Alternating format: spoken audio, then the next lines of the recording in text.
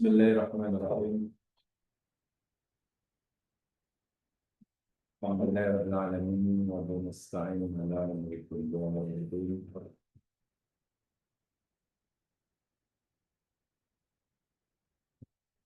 Salatu wassalamu ala asyrafil anbiya wal mursalin nabiyina rasulina Muhammad wa ala alihi wa ashabihi wa ashabihi ila yaumiddin.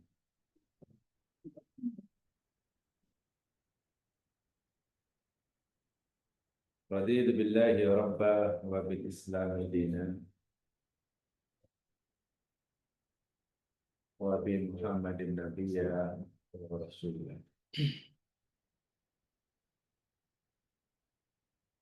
Rabbi shrah li sadri wa yassir li amri wahlul 'uqdatam min lisani yafqahu qawli.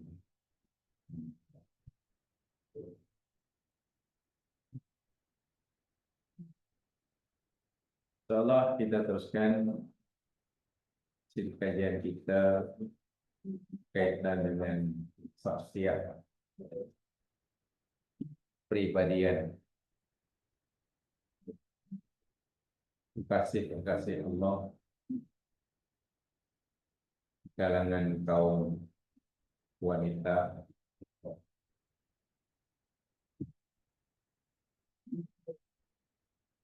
Dari apa yang kita telah pelajari, bolehlah diambil kesimpulan penting untuk kita jadikan panduan dalam kehidupan, bahwa penilaian Allah terhadap hambanya, mulia atau tidak, dihinakan atau sebaliknya,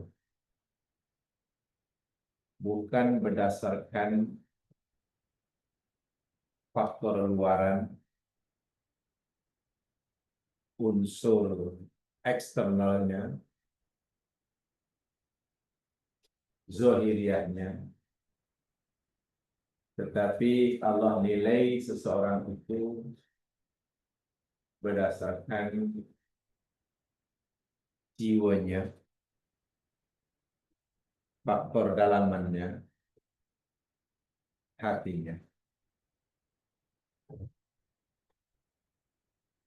Sebab hakikatnya manusia dari segi zahiriyah, jasmaniyah, zahiriyah, sama kata Allah. Tak kira orang dulu, orang sekarang, laki atau perempuan, bangsa apapun, dari segi zahiriyahnya sama. Bahan yang Allah gunakan untuk menciptakannya sama. Orang dahulu dicipta di tanah, orang sekarang pun tanah, yang putih pun tanah, yang kaya pun tanah, sama. Tahapan-tahapan penciptaan pun sama. Daripada sari pati patana, maniun yumna, jadi nutfah, jadi nutfah, jadi mudghah, diciptakannya tulang, balut dengan daging, lahir, remaja, tua, mati, jadi tanah balik. Sama. Mau dia maharaja Fir'aun ke? Atau Bilal bin Rabah. Sama. Nabi ke bukan Nabi? Sama. Yang membezakannya yakni unsur dalamannya, hati dan jiwanya. Yaitu ada pepatah Arab mengatakan, bukan hadis Nabi, tapi ini hanya pepatah Arab ya.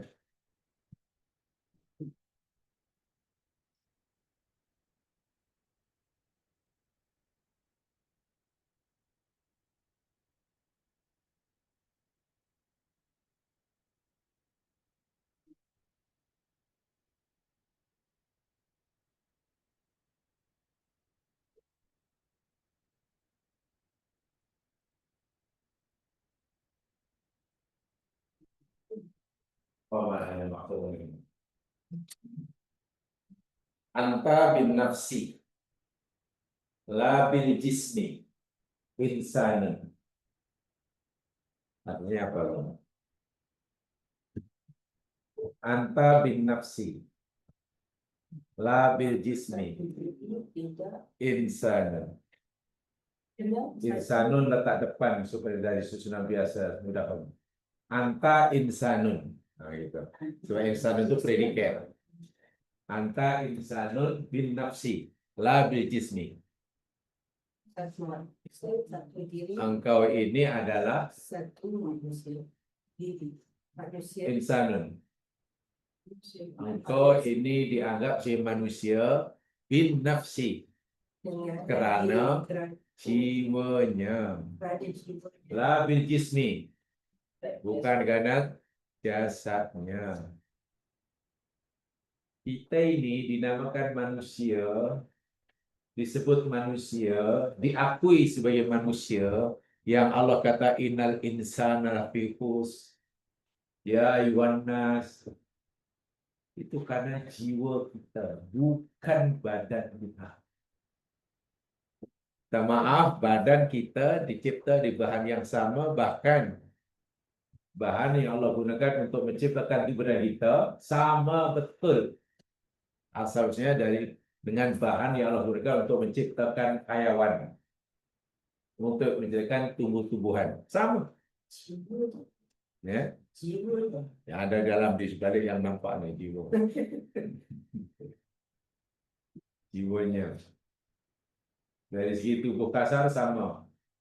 Bahan yang Allah gunakan untuk menciptakan petai sama dengan yang Allah gunakan. Semua daripada tanah. Tapi pembeza kita dengan yang lain, atau kita ini dipanggil sebagai insan, ya ayuhan nas, ya ayuhal insan, inal insan, kulu insan, insan itu maknanya ini karena jiwanya yang ada di dalam. Kalau badan kita ini istilahnya ditadbir oleh otak, pusat pentadbiran jasad kita ini kan di otak kita. Tangan kita bergerak, mata kita boleh berkedip, itu semua kan di otak kan. Maka jiwa kita ditadbir juga. Yang mentadbir jiwa namanya hati. Qalbun. Sehingga bahasa mudahnya, peranan qalbun bagi jiwa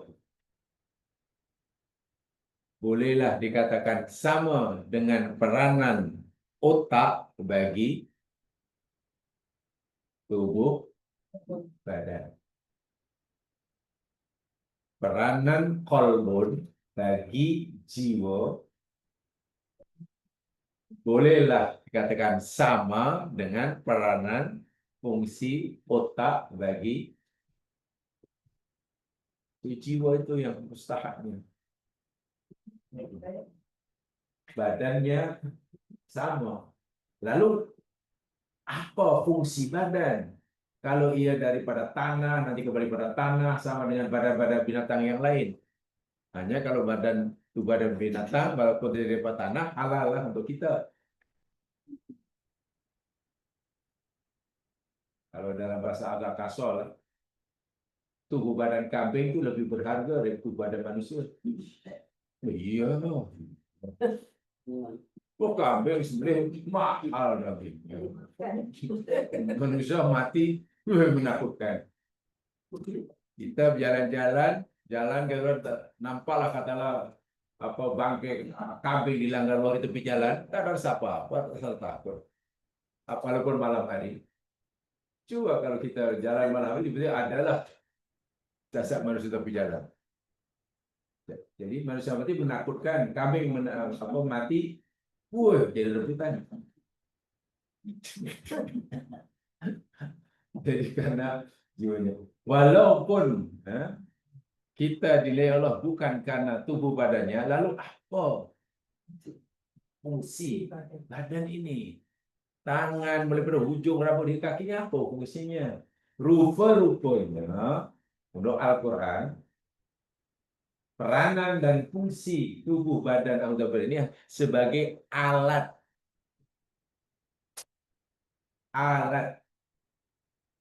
bagi jiwa untuk melaksanakan tugasan-tugasan yang Allah perintahkan.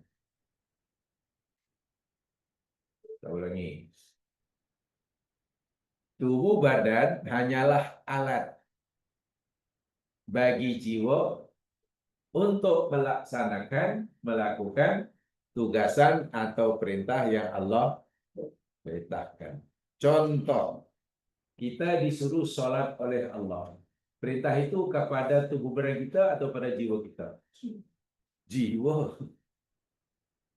Jiwa. Dan sholat Allah kata ada berdiri, ada duduk, ada angkat tangan.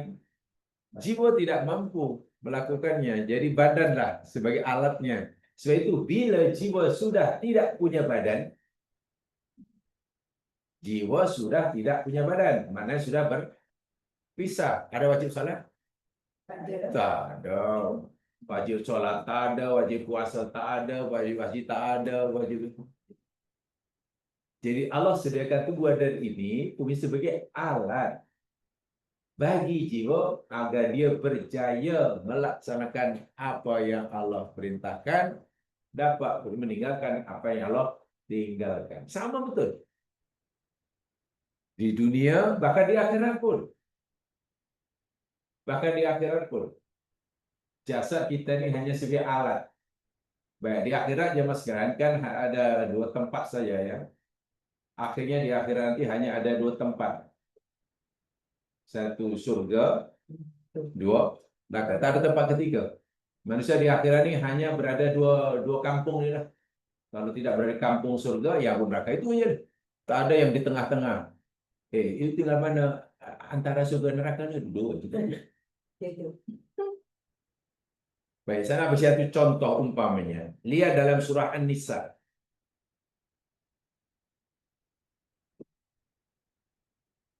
Surah An-Nisa ayat 56.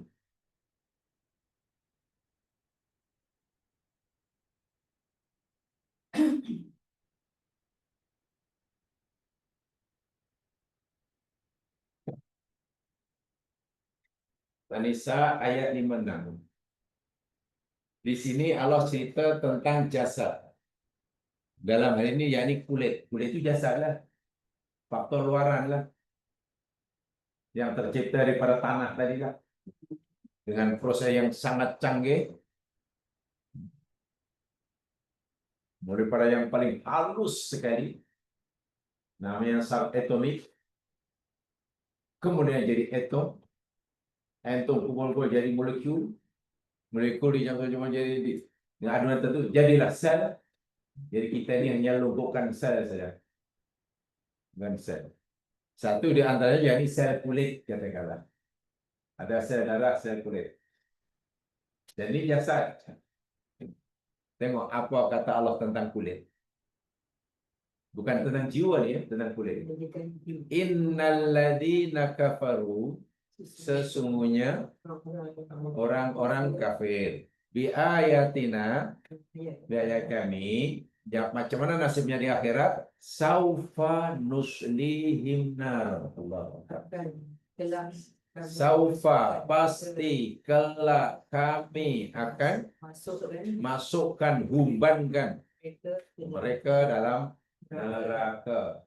Sholat asla yusri itu benar. Ya, orang kampung panggil sholat itu disaleh mereka di neraka. Saleh itu di bahasa Arab lah, daripada sholat. Saleh apa ya? Saleh. Bahasa Arab saleh nanti panggang. Salai. Panggang kan? Panggang dekat, lagi dekat. Kalau saleh di atas. Atas lagi kan. Saya kenal istilah saleh itu masih di mana Datuk dahulu ada di sini banyak kelapa yang saleh kelapa. Saleh nyok, saleh nyok. Oh biasa. Mereka akan dibenam dalam neraka. Waliyadzubillah. Dan panas. Api. Allah kata apa? Kullama nadijat juluduhum, setiap kali kami nadijat, ini Pak, terbakar, hangus, meleco, apa aja lah juluduhum, kulit-kulit mereka. Setiap kali kulit mereka hangus, ya dibakar hangus ya. Badalnahum juludan ghairaha. Kami ganti mereka dengan kulit-kulit selainnya. Ini menarik nih ayat kemudian. Dimasukkan dalam neraka, dibakar, ya tentulah kulitnya akan hancur, hangus. Setiap kali kulit itu hancur, Allah kata kami ganti dengan kulit baru. Jadi hancur tubuh lagi, tabur. Buat apa? Apa tujuannya? Setiap kali hancur begini. Ini tujuannya. Liyadukul azab. Supaya mereka merasakan siksa. Apa maklumat yang dia ambil dari ayat itu? Kenapa Allah tak kata setiap kepalanya terputus, aku ganti kepalanya. Setiap kakinya hilang, aku tukar. Setiap kepala lutut terbang, aku. Setiap matanya buta, aku ganti. Allah kata kulit. Baik di sini Allah beritahu kita apa fungsi kulit di dunia dan juga di akhirat. Fungsi kulit menurut kajian saintifik sebagai deria rasa. Betul. dia rasa Kita ini ada panca indera. 5 deria. Panca 5 indera deria. Itu bahasa Sanskrit tu. Melayunya ada ni bahasa Melayunya 5 deria. Deria penglihatan, pendengaran, penciuman, apa lagi? Lidah untuk deria apa? Rasa lah ada. Kulit untuk rasa juga rasa juga. Nah, kalau lidah yang untuk rasa makanan, rasa benda, kulit untuk rasa cuaca, panas atau sejuk, sakit atau tidak, itu kulit. Kalau kita duduk di dalam aircon, pasti kita terasa sejuk. Yang merasakan itu tuh bukan telinga. Kalau kita tanya, macam mana awak berasa sejuk? Dari 5 deria itu apa yang dapat merasakan sejuk? Kulit. Kulit. Habis kalau terpegang katakanlah apa namanya ni microhism on panas. Yang merasa panas itu bukan hidung. Itu bukan deria lidah, bukan deria penciuman, tapi deria kulit. Sekarang kalau kita tersepit pintu rasa sakit. Itu sakit yang merasakan mata atau pendengaran. Sakitnya tersepit pintu. Kulit, bukan tangan, kulit. Masya Allah. Doktor kulit pasti lebih tahu daripada kita semuanya. Kulit ini hanya berlapis kan, berlapis. Dan yang deria rasa di kulit ini sebenarnya hanya bagian luaran saja. Bila masuk ke dalam sudah tidak ada rasa sakit. Karena Allah letakkan deria rasa itu, salah rasa hanya di kulit bagian luaran. Sebab itu kalau orang nak operate akan di bius dulu kan. Mesti dibiuskan supaya apa ya? Tidak rasa. Sebab itu kalau kulit sudah dirasa di dalam jadi korek, tak ada rasa, baru nyeri. Bermakna Allah kata kulit itu fungsi dia di dunia untuk merasakan panas, sejuk, sakit. Itu fungsi kulit sekarang ini. Di akhirat fungsi kulit ahli neraka pun untuk merasa. Ya, sebab itu Allah kata setiap kali kulitnya. Jadi dia bukan kulitnya yang apa namanya yang disiksa, yang tersiksa apa dia? Jiwanya. Jiwa yang tersiksa. Kulit hanya alat. Kulit hanya ya wasilah untuk jiwa itu mendapatkan siksa ataupun apa namanya? Nikmat ataupun nikmat. Itu jelas sekali ini ayatnya. Bahkan kulit nanti lihat ayat yang surah Fussilat ayat 21. Surah 41 ayat 21. Ini lagi pelik kulit.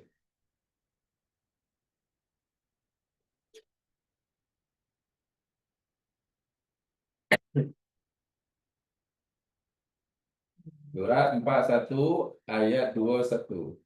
Fussilat. Nama surah tetapi dengan fi'il madhi. Jadi surat Al-Qur'an nama dia pelik-pelik. Ada dengan verb, dengan pasen. Fussilat itu pasen, mabni majhul. Usul. Passive voice. Ya. Kan di kan telah di. Fussilat itu telah diuraikan, telah dijelaskan, telah dipisah-pisahkan. Wa qalu, dan mereka ahli neraka, orang-orang kafir di akhirat itu berkata, li juludihim, kepada kulit-kulit mereka. Orang-orang kafir di neraka nanti akan berkata kepada kulit mereka sendiri, lima syahidtum alaina. Wahai kulit, lima, kenapalah syahidtum, kamu memberikan kesaksian, memberikan keterangan atau bersaksi alaina, Pada kami. atas Atas kami. Maknanya keterangan, kesaksian yang diberikan oleh kulit ini menguntungkan yang punya kulit atau merugikan? Menentukan. Ini cerita begini. Dia akan nanti akan ada pengadilan si Allah.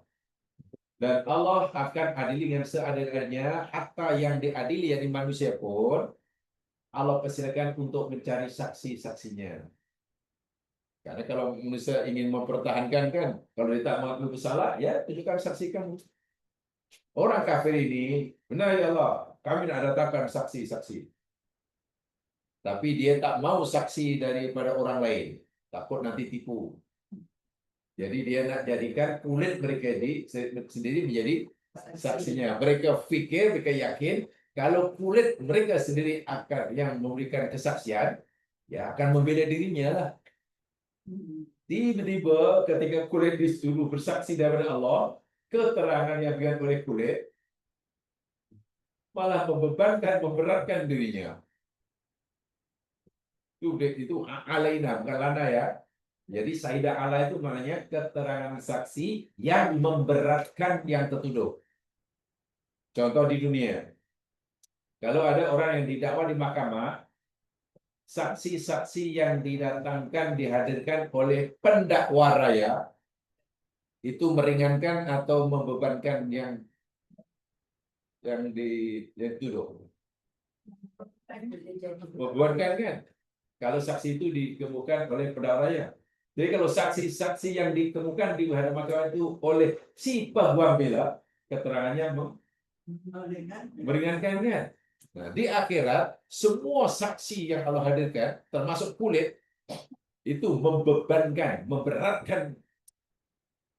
Ya, kulit sendiri itu. Jadi orang ini mengamuk lah. Kulit masalah terbuncakkan sendiri.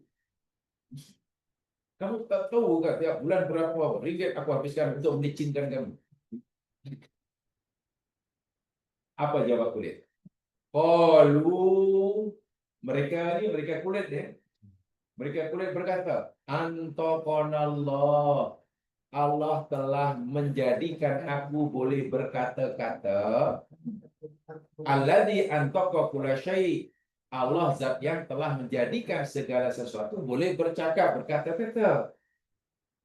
Jadi jangan kamu heran kalau kalau aku boleh berkata karena Allah kehendaki aku berkata. Allah juga lah Tuhan yang boleh menjadikan segala sesuatu boleh berkata-kata. Boleh memberi keterangan. Batu pun boleh. Semuanya boleh. Wa huwa khalaqakum awwala marrah, dan dialah Allah yang telah cipta kamu kali pertama. Wa ilaihi turja'un, dan Padanya kamu dikembalikan. tengok di sini. Peranan kulit seperti apa di sini? Di sini peranan dia. Dia kulit di sini perannya diperpanjang oleh Allah atau tidak? Dalam ini. Dalam ayat ini, kulit dipertanggungjawabkan oleh Allah atau tidak? Di sini ayat ini.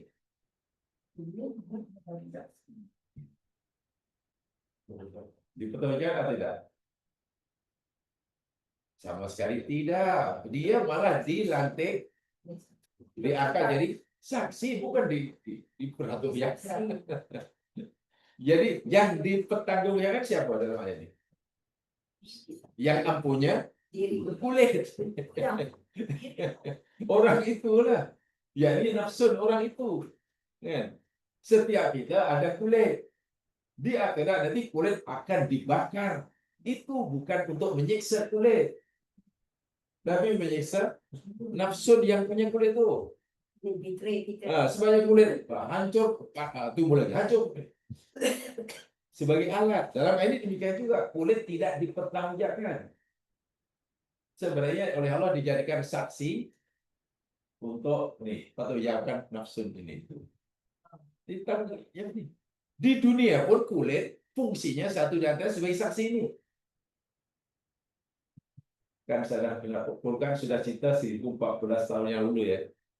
Sekarang tengok orang kulit menjadi bukti. Ada pencuri, kadang bukti tak ada. Ditemukan cop jarinya. Cop jari itu letaknya di hidung. Kulit kan? Cuma tuh boleh jadi lebih bicara. Kamu tak boleh lah ini cap jari kamu. Yang bicara itu kulit tuh. Itu kalau di dunia pun kita boleh memahami bahasa kulit, walaupun tidak menggunakan kata-kata kan. Cap jari kulit. Itu belum lagi jamasnya. Seorang pakar lah, apa dipanggil? Apa tuh yang kalau orang nak mengetahui orang itu cakap bohong itu tidak? Ada ujian apa di mana? Poligraf. Ya, poligraf kan? Poligraf. Itu satu di antaranya, ya ini berkat apa yang diekspresikan oleh kulit. Dia sedang cakap bohong atau tidak. Kulit itu boleh bercakap apa adanya. Oh, kalau bohong, rona kulitnya seperti ini. Kalau khasnya mukanya lah. Maknanya di dunia pun Allah sudah beritahu kita kulit ini boleh berkata-kata, memberikan kesaksian. Walaupun kita belum dapat memenuhi 100%. Di akhirat di hadapan Allah lagi lah. Jadi jangan pikir kulit itu benda mati. Tapi di sini kulit tidak dipertanggungjawabkan. Sebaliknya ia diminta keterangan sebagai alat juga. Jadi yang teruk nanti yang mempunyai kulit kan. Diri sendiri lah. Ya. Kulit kita masing-masing menjadi saksi. Tadi disiksa, demikian juga. Sebab itu kalau kulit ini sentiasalah mengalami ketenangan, mengalami sesuatu yang menggembirakan, yang di akhirat pun akan memberikan kesaksian yang baik kepada nafsun yang mempunyai kulit. Bagaimana caranya? Coba jangan lihat surah Az-Zumar. Surah 39. Ayat 23.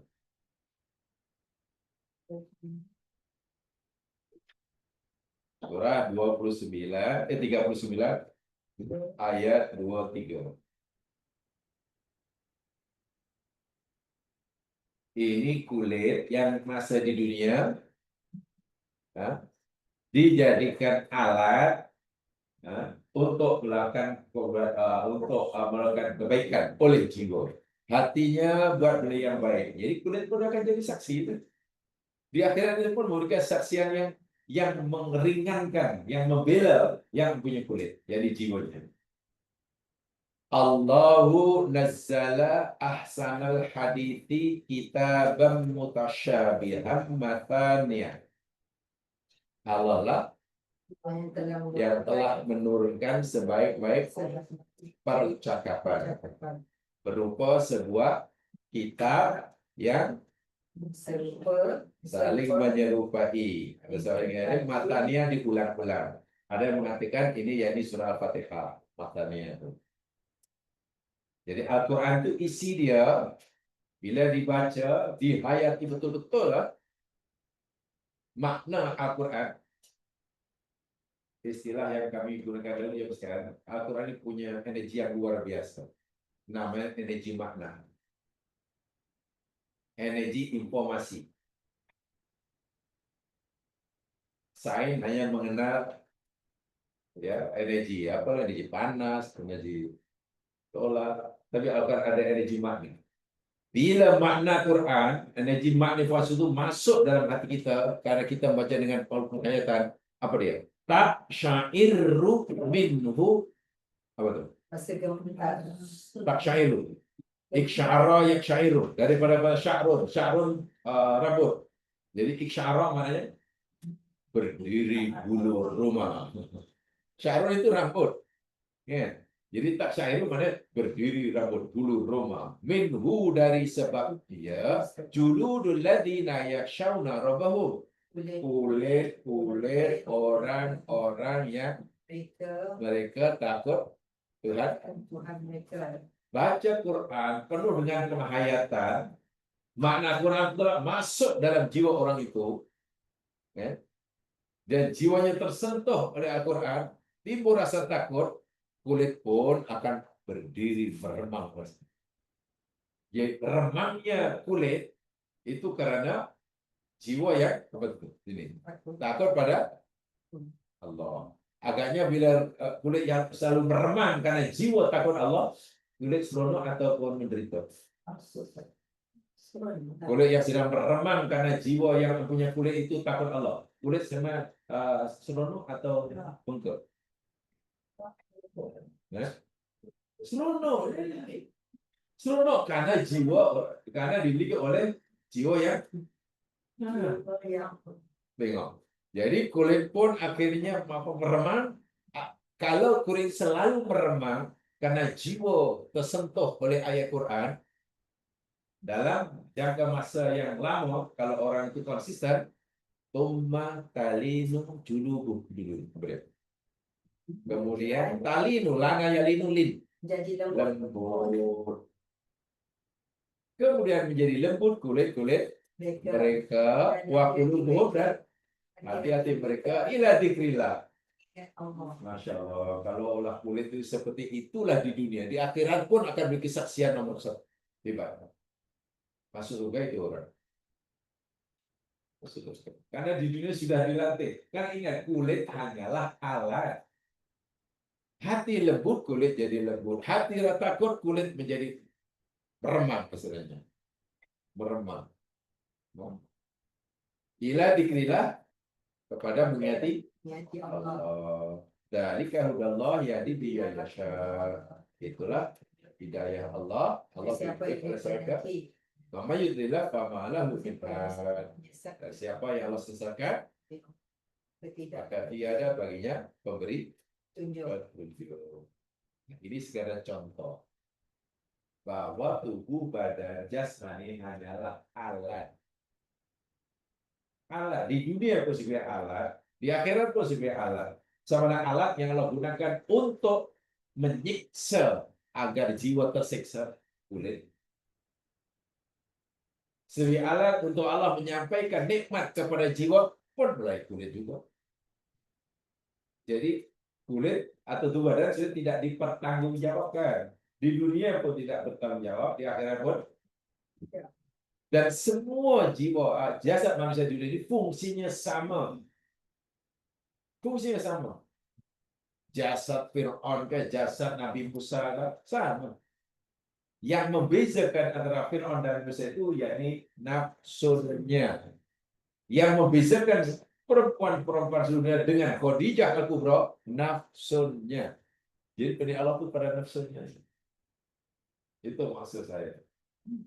Maryam begitu hebat, Aisyah begitu hebat, Fatimah begitu hebat, Khadijah begitu karena nafsunya, jiwanya, bukan karena tubuh badannya. Sebab tubuh badannya sama saja. Ya? Jadi jiwa. Di dalam Al-Quran, tadi saya katakan, maklumat tentang jasad sangat banyak. Tidak susah mencari ayat-ayat Quran yang berkaitan dengan jasad. Daripada bahan-bahannya, bagaimana Allah proses penciptaannya ada dalam Quran. Itu jelasan. Contoh bila Quran kata banyak, aku cipta kamu dari turab. Turab maknanya apa ya? Tanah. Kan? Wawaladhi ansha'akum minal ard. Dan Allah telah menciptakan kamu daripada bumi. Tanah juga kan. Kemudian ada min tin. Tanah juga. Sulala min tin. Ya, tin lazim. Solin kal fakhor. Min ma'in mahin. Min sulalatin ma'in mahin. Itu semua yakni Allah cerita tentang bahan-bahan yang Allah gunakan untuk menciptakan bukan manusia, untuk menciptakan bukan makhluk, untuk menciptakan tubuh badan manusia. Jangan salah kataan. Bahkan manusia, tubuh badannya saja mah. Untuk ciptakan rambut kita itu bahan-bahannya.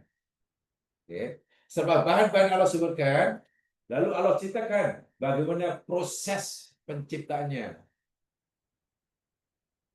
Yani Allah nyatakan mula-mula dicantumkannya spermatozoa lelaki dengan ovum perempuan. Jadilah nutfah. Okay. Nutfah 40 hari dalam akhir menjadi nutfah. Setelah 40 hari tukar jadi alaqah. 40 hari berikutnya alaqah tukar jadi mudghah.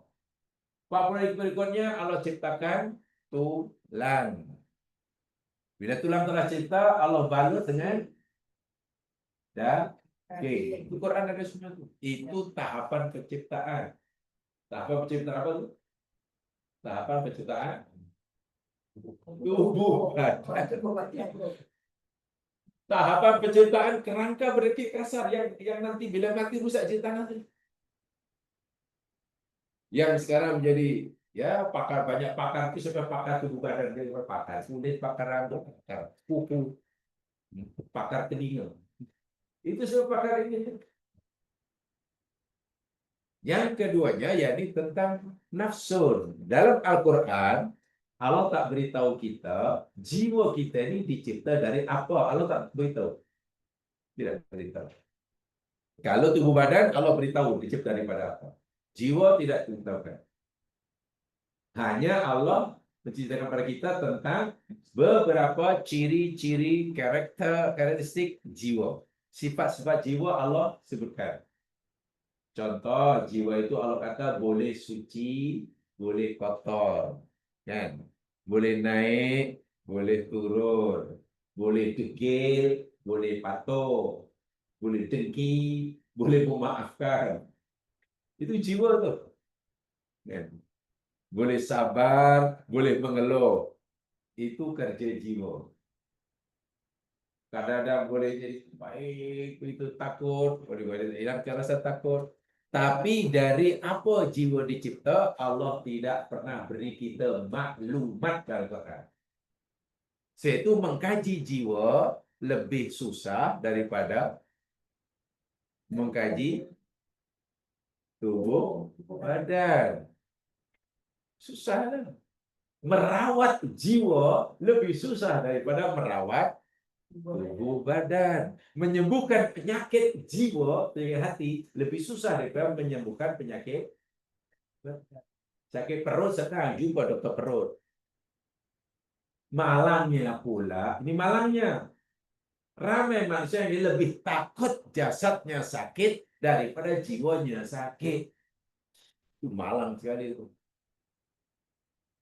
Bahal sakitnya, bila sakit itu dalam hati, sakit hati maksudnya bukan dengki ya, mana hatinya berpenyakit lah. Fi qulubi maradun lah. Dalam hati mereka ada penyakit. Dalam hati mereka ada penyakit, maknanya hati mereka sakit. Itu panggil sakit hati atau hati yang sakit. Sakit hati yang sakit. Ini bahasa agama yang bukan bahasa Melayu ya. Sebab kalau sakit hati bahasa Melayu maknanya sakit hati itu gitu. Sakit hati atau penyakit hati itu maknanya apa saja sifat kita yang lain kita, yang bercanggah dengan syarat. Itu namanya penyakit hati. Allah suruh kita sabar, tapi bila musibah kita mengeluh. Mana hati kita ada penyakit. Itu mana sakit hati itu. Allah suruh syukur atas nikmat, tapi kita kufur. Itu mana. Allah suruh kita yakin, tapi kita ragu. Allah suruh kita dermawan, kita bakhil. Sakit. Itu sakit hati itu banyak. Penyakit hati ya. Jadi hati yang sakit maknanya ya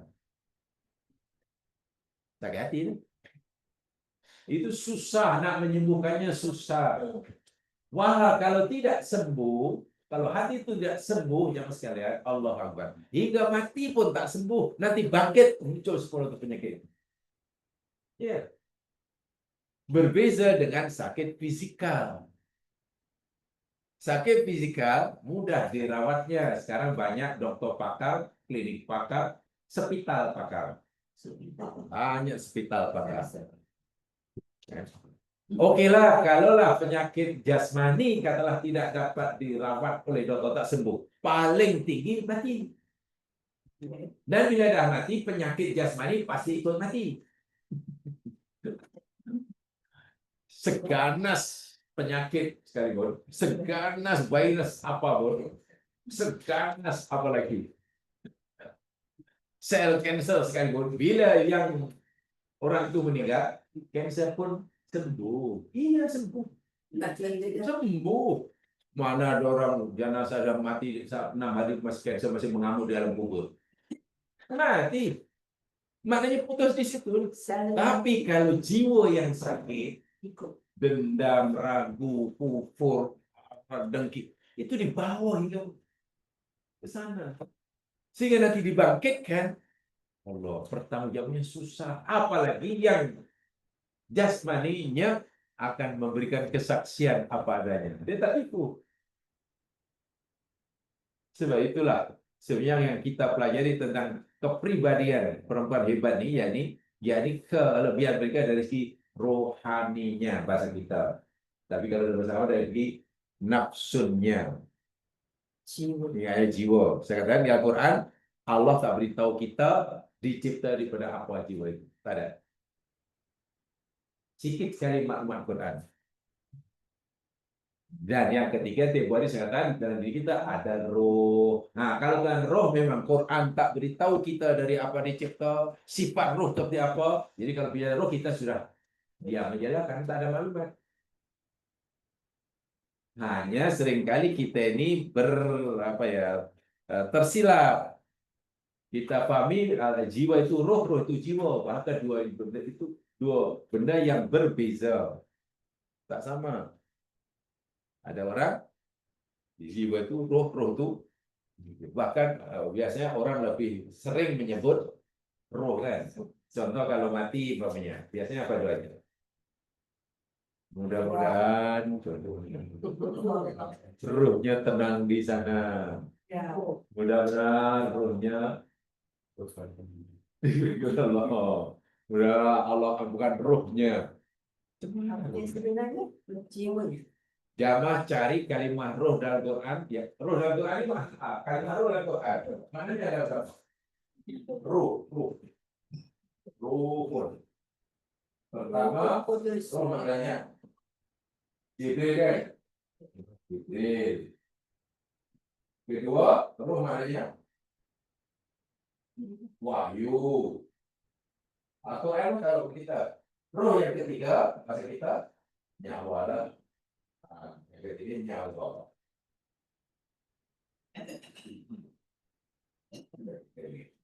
Baik. Kalau roh Jibril, wahyu, roh yang bagi nyawa itu seringkali kita samakan dengan jiwa. Walha nanti yang ditanya di kubur apa? Jasadnya, rohnya atau jiwanya? Yang ditanya di kubur. Jiwa. Yang dipertanggungjawabkan di akhirat. Jiwanya. Yang merasai sakit dan nikmat kubur dari mana akhirat. Jiwa. Di alam kubur jasanya dah hancur, memang ada. Di akhirat jasad ditubuhkan di depan semula. Sebenarnya siksa di akhirat jauh lebih dahsyat dari siksa kubur. Jauh lebih dahsyat. Karena siksa di akhirat oleh Allah yang dibuat pada jiwa ini dengan perantaraan jasad. Roh itu sebenarnya tak, tapi itulah. Ada roh jahat, roh suci, roh baik. Roh itu nyawa. Bahasa kita nyawa. Dan roh itu dalam Quran sama sekali Allah tak beritahu kepada kita dari apa dicipta dan apa hakikat roh pun Allah tak beritahu. Sehingga ketika ada sahabat Umar apa dulu tanya kepada Rasulullah, yas'alunaka 'anil ruh, mereka bertanya kepada engkau Muhammad tentang roh. Qul, Allah perintahkan kepada kami, katakan jawab Muhammad, ar-ruhu min amri rabbi. Apa maknanya? Roh itu adalah urusan Tuhanku. Jadi kalau kamu nak tanya aku tentang roh, kamu tak tahu, aku pun tak tahu juga. Ya sudah. Tapi kalau kamu tanya nafsun, ada jawabannya. Wa nafsi wa ma sawwaha fa alhamaha fujuraha wa taqwaha wa alhaman zakaha. Nah, kalau nafsu aku boleh jawab. Nafsu itu jiwa, jiwa yang Allah sembunyikan dan Allah telah beri potensial untuk jadi jahat pun ada, untuk jadi baik pun ada. Beruntunglah orang yang menyucikan jiwanya, mana jiwa boleh suci. Rugilah orang yang mengotorinya, mana jiwa boleh. Tapi kalau roh, sebenarnya kalau kita bicara roh, sebenarnya sudah.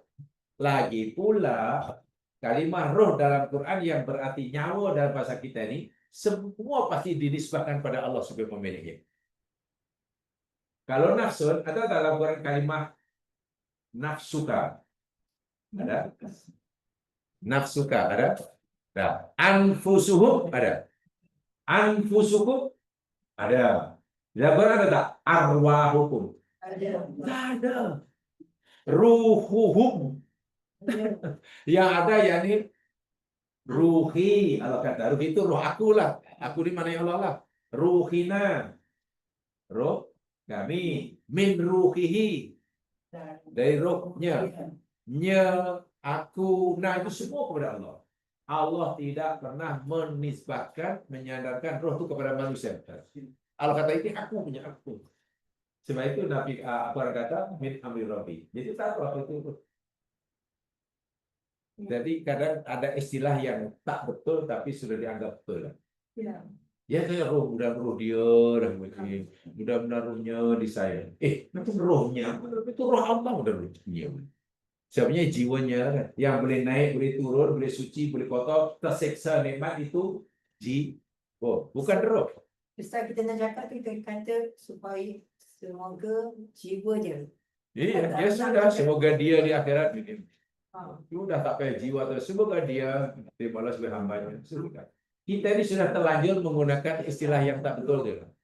Jadi bingung kita. Apa istilahnya? Benda yang tak betul atau kurang betul, tapi dianggap sebagai apa?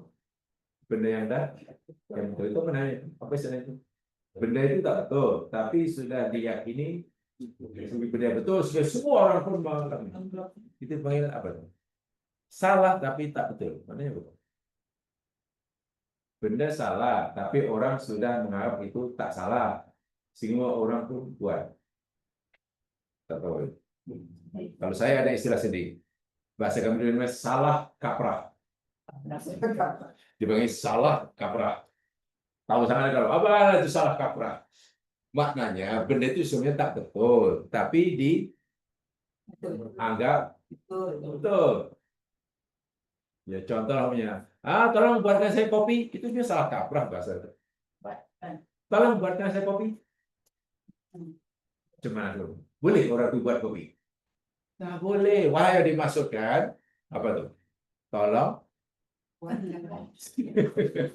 masak air, nah kopi itu masukkan dan itu coba bubur gula, kan itu maksudnya kan. Tapi tolong buatkan saya kopi. Cawan ini murah boleh buat kopi. Itu salah tapi kaprah. Tak boleh tanam itu. Tanam pun bukan boleh dia buat. Jadi nyawa itu milik Allah. Jadi macam milik Allah, apa namanya, ada kotor, ada bersih, dirahmati. Yang dirahmati atau yang dibenci, yang disiksa atau dinikmat adalah Jiwa. jiwa, anfusuhum, anfusakum. Quran kata apa? Ya ayyuhalladzina amanu qu anfusakum wa ahlikum. Ada qu arwahakum. Tu kedua arwah Ustaz. From the same word. Wah, orang lain lagi main kreatif itu. Kedua arwah. Nah, itu main kreatif. Sangat kreatif orang lain. Bukan itu saja. Masih hidup, masih hidup ini kita punya berapa nyawa? Berapa nyawa kita bila seorang itu masih hidup? Ada berapa nyawa dalamnya? Satu kan? Satu kan? Satu nyawa bahasanya apa?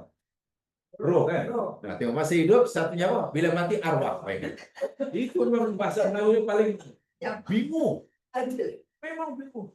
Mudah-mudahan si arwah. Jadi kalau Yang kita paling- nak punya nyawa lebih satu, mati aja. Itu syaratan kalau kita belajar agama dan itu ada dalam Quran, istilah itu ada dalam agama. Caranya jangan menggunakan bahasa Melayunya. Pasti akan lari nanti maknanya. Hidup punya satu nyawa. Bila mati, Arwah. itu betul-betul. Sehingga tengok akhirnya ada roh kotor, ada nyawa roh ini suci. Oh, ada roh kotor akhirnya hidup semula. Itu kan karena performan ini. Roh itu milik Allah, macam mana boleh kotor? Saya selalu bagi contoh yang 100% tepat pun tidaklah, tapi apa ya, sebagai analogi yang membantu kita, membolehkan kita memahaminya dengan mudah tentang roh dengan jasad. Teori kan saya kata macam iPad saya ini kan. iPad saya kan ada 3 unsur kan. Yang kasar ini namanya hardware dia kan. Dibuat dari apa nih? Hardware. Ya jangan besi lah pasti kan. Besi lah, plastik lah, apalah, kan. Dan dibuat sangat canggih. Bagi yang bicaranya semakin canggih. Kemudian setelah siap nih, kita hubung, kita upload software dia. Betul? Software dia kan. Hardware-nya cantik, software-nya pun sudah sempurna. Agak-agak sudah boleh berfungsi atau belum? Belum, selagi belum ada bateri, sebelum ada elektriknya. Betul? Sekarang, kalau kita bongkarlah, ini, kita jumpa tak di mana itu software-nya? Atau kita cabutlah baterinya, lalu kita jumpa di mana software-nya? Tak jumpa, karena itu software. Kita hanya nampak. Demikian juga kalau manusia kata dibedahlah, dibuat postmortem, jumpa di mananya jiwanya. Tak jumpa. Tak jumpa. Ibaratnya macam itulah. Jadi 3 dalam 1. Sekali 3 dalam 1. Hardware-nya ini jasad kita. Allah cipta sangat canggih. Nafsunya itu software-nya. Dia nanti kalau baik atau tidak, bergantunglah kita isi maklumat yang baik atau tidak. Inputnya elok atau tak elok. Kalau kita input yang elok-elok, ya ini keluarnya elok, jadi orang yang baik, jadi. Lalu mana peranan roh? Roh itu ibaratnya macam listriknya, baterinya. Sebab itu kalau bateri saya keluarkan, roh kita pisahkan, apa yang berlaku? Kalau roh ini kita pisahkan daripada jasad dan nafsu. Ibaratnya bateri elektrik kita cabut sehingga tak fungsi sama sekali kan? Tak fungsi sama sekali. Hardware-nya tak berfungsi, software-nya tak berfungsi. Itu ketika orang mati, tak lagi dunia, yang ditinggal di dunia apa? Yang pergi siapa, yang ditinggal siapa? Bila orang mati. Yang ditinggalkan hanya hardware-nya, yakni jasadnya, dikembalikan jadi bahan asalnya. Asalnya tanah, jadi Yang pergi ke alam barzah, alam yang lebih tinggi, lebih halus, apa yang kita? Jiwa dan rohnya, atau jiwa yang sentiasa disertai oleh roh. Roh tidak boleh berpisah dengan jiwa, sebab kalau jiwa terpisah dengan roh, jiwa pun mati juga. Ibarat software tidak ada baterai. Jadi nanti yang disoal oleh malaikat siapa? Rohnya atau jiwanya? Jiwanya. Yang diberi nikmat atau ini? Jiwanya. Jadi roh itu bebas, bersifat neutral yang sekali. Rohnya tersiksa. Mana roh tersiksa? Roh itu milik Allah. Roh itu ibaratnya ya kalau ini macam bateri lah. Jadi sesuatu energi yang boleh membolehkan hardware dan software ini berfungsi. Badan kita dan jiwa kita berfungsi bila ada roh. Roh ini ditiupkan oleh siapa? Allah. Satu di antara sifat Allah dari 99 apa ya? Al-Hayyu. Apa maknanya? Al-Hayyu. Al-Muhyi. Apa ini? Yang menghidup. Betul ya? Allah punya sifat yang maha hidup. Dan Allah juga punya sifat yang maha menghidup, yang memberi kehidupan. Nah, roh itu satu tenaga Allah yang Allah berikan kepada ciptaannya agar ciptaannya hidup. Jadi roh ini ditiupkan oleh siapa? Oleh Allah yang punya sifat muhyi. Itu milik Allah tuh. Kalau Allah ambil, ya mati kita. Pokok hidup karena Allah beri roh. Hanya bezanya ya. Kalau kehidupan pokok itu pada kehidupan nabati. Karena tidak ada akal kan. Hidup, tapi mana adalah itu tenaga yang Allah berikan untuk hidupnya, energi yang Allah. Jadi istilahnya yang betul sebenarnya apa yang saya yakini lah hari ini. Roh ini tidak ada roh kotor, roh baik. Itu milik Allah. Mudah-mudahan kalau saya roh arwah dia, itu roh Allah. Ya. Nah, itu pasal bahasa Melayu. Ya bahasa Melayu itu tadi hidup punya satu, punya roh, kalau mati banyak.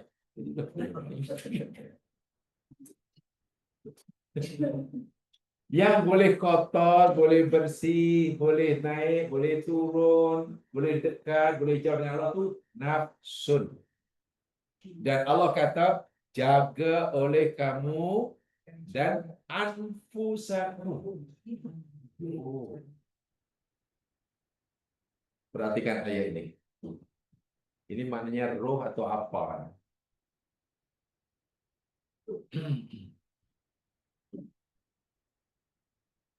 Lihat firman Allah Subhanahu wa taala di dalam surah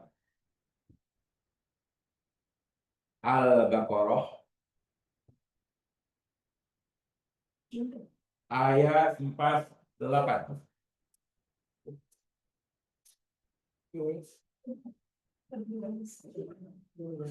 Al-Baqarah 48.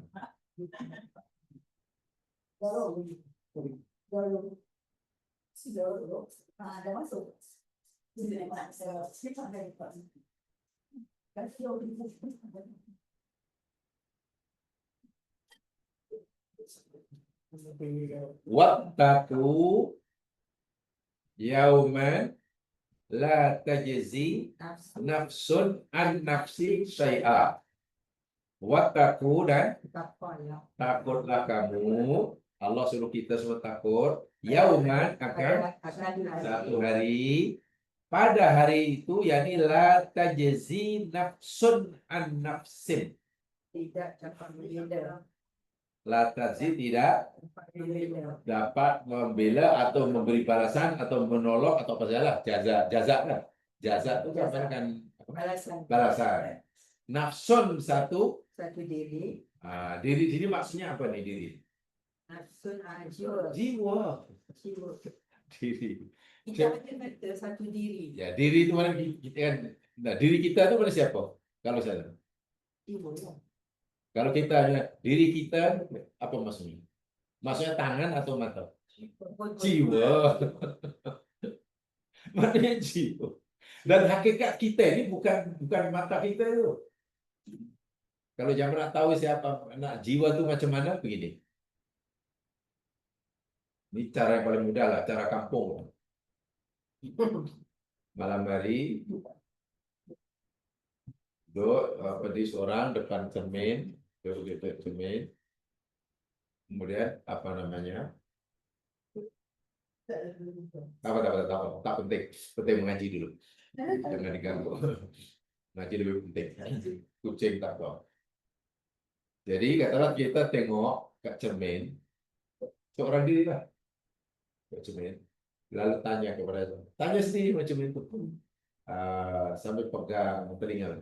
Ini telinga siapa nih? Ini telinga saya. Itu pasti gitu kan? Telinga saya, hidung, ya, tangan, ya, rambut. Kalau semua rambut saya lalu tanya. Lalu saya itu siapa? Tanya yang saya itu siapa? Saya itu saya lah. Ya, saya itu siapa? Saya. Mana yang saya? Sebab ini telinga saya, ini tangan saya, ini muka saya. Nah, saya itulah nafsu itu. Iya, yang ada di sebalik itulah nafsu. Jadi di akhirat Allah kata, takutlah kamu akan satu hari di mana pada hari itu satu diri, mana satu jiwa tidak akan dapat memberi pertolongan pada jiwa yang lain sikit pun. Maknanya nafsi-nafsi. Orang Melayu kata nafsi-nafsi. Itu betul-betul. Apa kalau itu nafsi-nafsi maknanya? Nafsi-nafsi aja dah, nafsi-nafsi dah. Sendiri. Nafsi-nafsi. Dapat peluang lain. Wala yuqbalu minha syafa'ah. Dan pada hari itu pertolongan orang lain tidak dapat diterima. Baik, Pak. Wala yuqadu minha adlun. Dan pada hari itu pula tebusan pun tidak diterima. Kalau orang berdosa ingin menebus dosanya agar tidak disiksa, lalu yang mau menebusnya lah membayar ganti rugi, tak akan diterima. Walahum yunsarun, dan mereka tidak ditolong. Tengok bahasanya jelas sekali. Nafsun an nafsin. Tak ada wattaku yauman la tajzi jasadun an jasadin syai'an. Tak jumpa. Wattaku yauman la tajzi ruhun an ruhin syai'an. Lagi tak jumpa. Maknanya nanti akan diberi balasan sama siksa ataupun pahala. Siapa yang menerima balasan? Nafsu. Inilah kadang-kadang lari dari. Dan itu sebenarnya Allah telah beritahukan kepada kita. Baik. Jangan mungkin berfahaman. Tapi saya hargai pemahaman itu. Kalau jemaah itu yakin benar, ya pegang aja. Saya tak biasa memaksakan pemahaman, hanya menemukan. Menurut agama kita, setiap seseorang itu, manusia itu, oleh Allah telah diambil ikrarnya, taat setianya, baiatnya, untuk mengakui bahwa Allah itu satu-satunya Tuhan bagi mereka kan.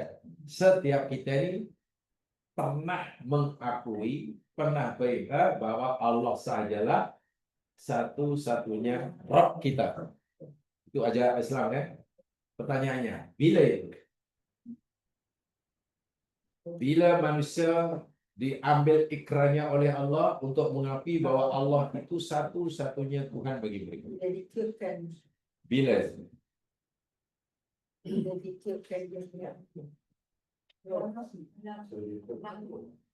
Dalam rahim. Tidak, kalau bila. Di alam roh. Biasanya orang akan kata roh kan.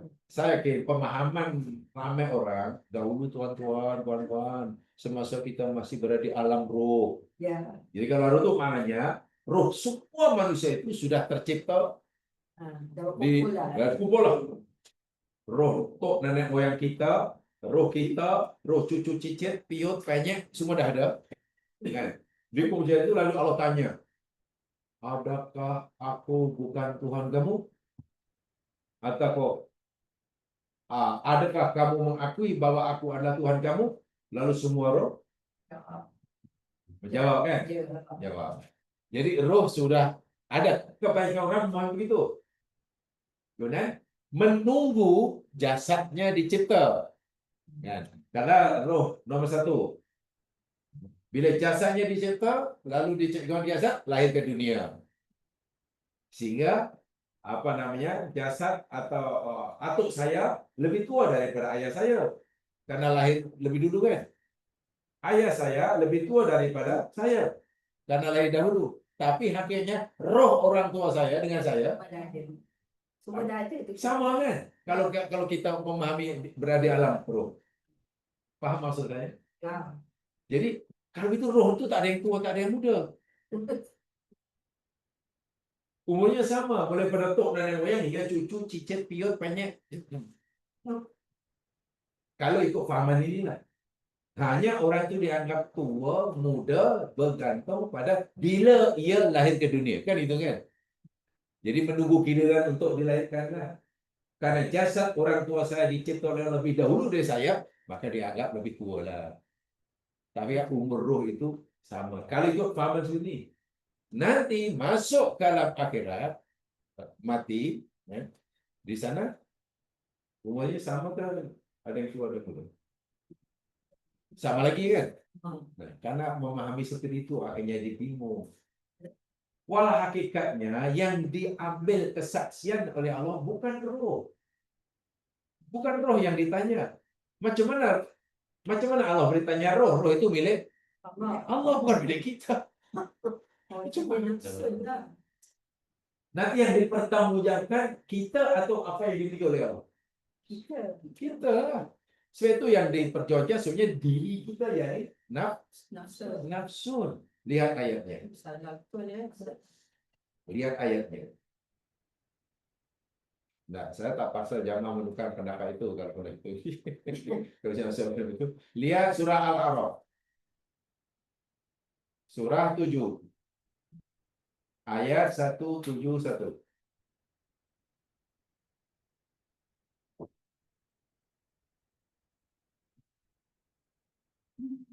172 satu.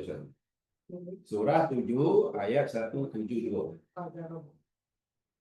Ayat inilah yang ya pemahamannya sudah tersebar luas.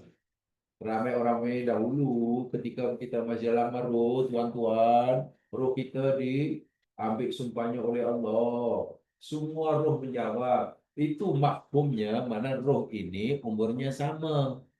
Karena dicipta oleh Allah pada masa yang sama. Ditempatkan pada alam yang sama. Jadi roh saya dengan tok nenek saya dengan cucu saya sama umurnya. Dari maksud saya, dari mana? Apa alasan pendapat itu? Pendapat itu tidak ada dalil. Sebab kalau kita bantah aja, macam mana boleh roh? Dalam roh itu Quran semua dikata milik Allah. Roh aku, roh aku. Allah tak pernah kata roh mereka. Itu yang dikatakan tiup roh tu. Nanti kita tengok ni. Wa id akhadha rabbuka. Apa dia? Dan ingatlah ketika Tuhanmu mengambil, gitu ya. Akhadha mengambil min bani Adam, dari anak cucu Adam. Nah, min zuhurihim, dari belakang mereka. Belakang ni mereka siapa ni? Mereka Bani Adam. Zuhrim itu mana daripada tulang belakang atau rupanya yakni bani sulbi wa taraib. Dzurriyyatahum. Dzurriyyat mereka siapa ni? Mereka Bani Adam. Wa ashhadahum, dan Allah menjadikan mereka saksi, bukan menyaksikan. Kalau syahidah menyaksikan, kalau ashada menjadikan, dan Allah menjadikan mereka sebagai saksi. Mereka siapa nih? Kena tahu marjaknya. Kalau belajar Quran kena tahu marjaknya. Domir itu kembali pada mana? Kalau tak tahu itu kacau lah nanti. Dan Allah menjadikan mereka sebagai saksi. Mereka siapa nih? Mereka Zuriat. Mereka Zuriat, bukan Bani Adam. Ini kan ada dua kumpulan. Satu Bani Adam, yang satu Zuriat kata Adam kan. Jadi ketika Allah Tuhanmu mengambil dari belakang anak-anak Adam, yakni zuriat mereka, zuriat Adam, dan Allah jadikan zuriat Adam sebagai saksi ala anfusihim. Apa itu? Atas diri mereka. Tak ada ala arwahim. Jiwa di sini. Allah kata, alastu birobikum. Alastu birobikum. Bukankah aku Tuhan kamu? Allah tanya, adakah aku ini bukan Tuhan kamu? Atau bukankah aku ini Tuhan kamu? Kata Allah kepada anfus inilah. Qalu, mereka berkata, mereka siapa nih? Dzurriyyah itu kata, bala syahidna. Oh tidak, sekali-kali ya Allah, bukan macam tu ya Allah, syahidna. Bahkan kami bersaksi engkau Tuhan kami. Allah tanya, adakah aku bukan Tuhan kamu? Jawabannya, iya atau tidak? Iya. Tidak.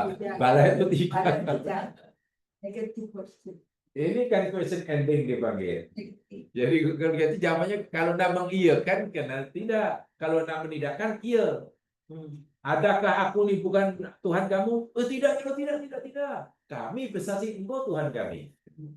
Jangan, adakah aku ini bukan Tuhan kamu? Ya, kau bukan Tuhan kami. Kacau nanti. Upo kita.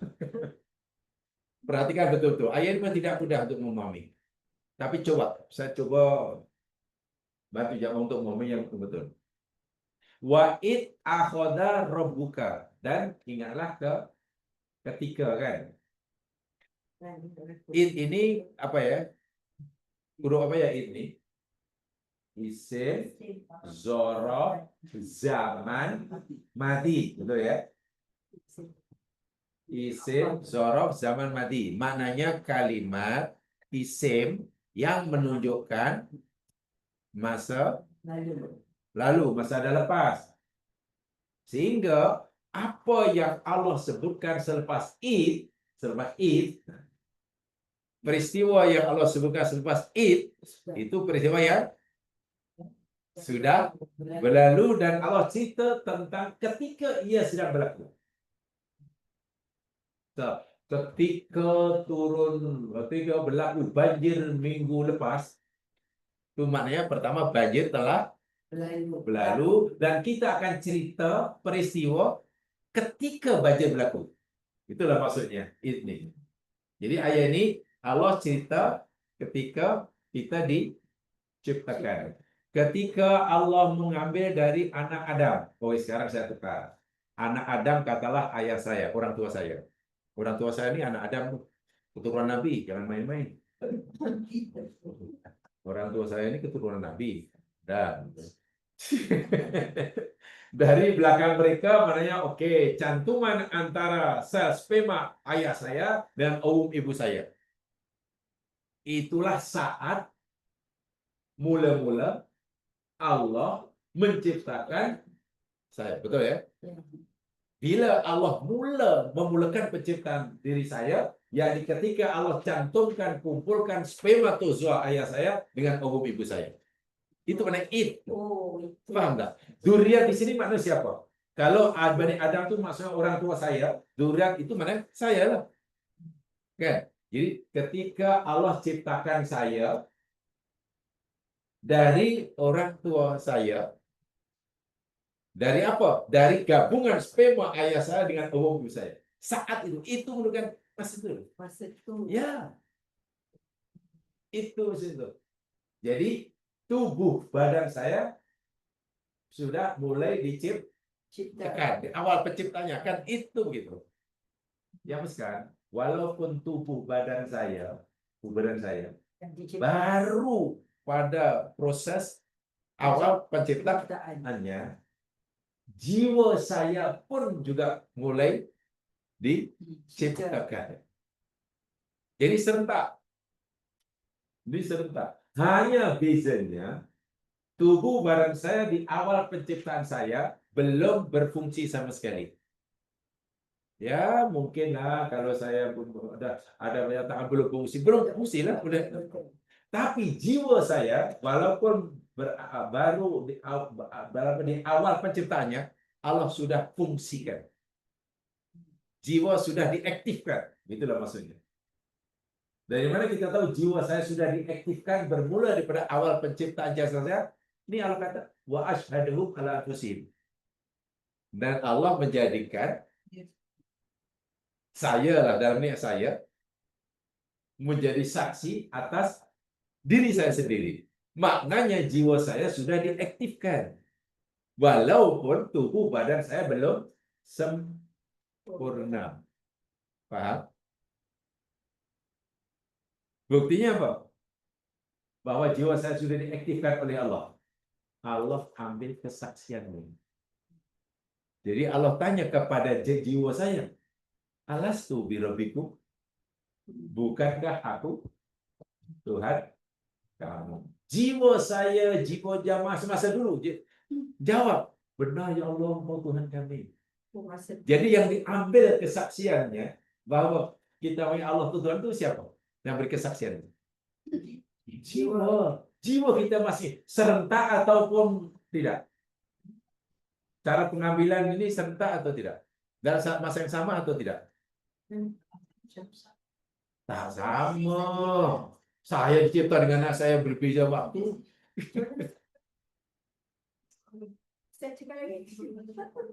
Oh.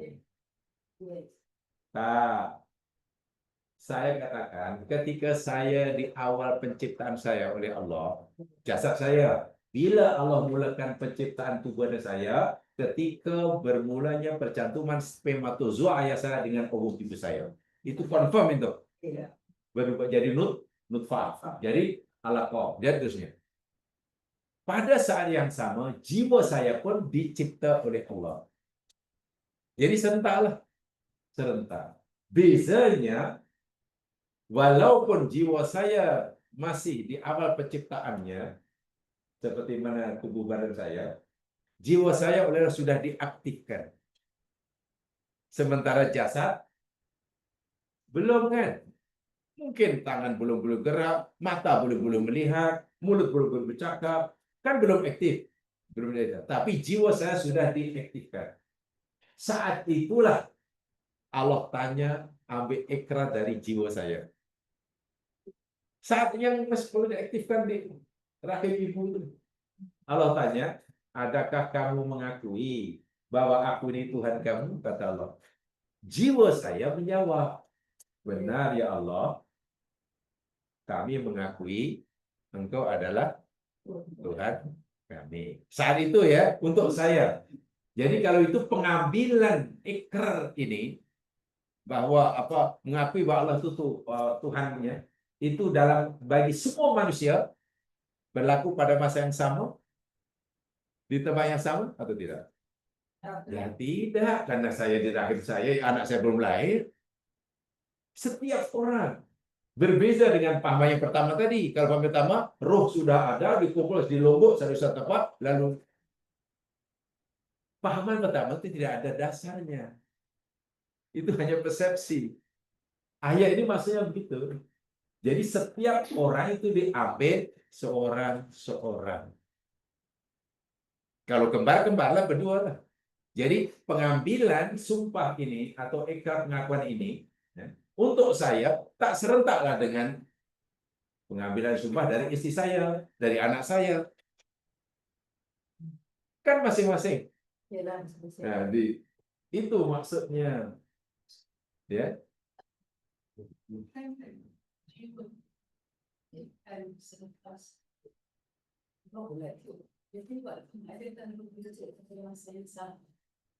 Ya.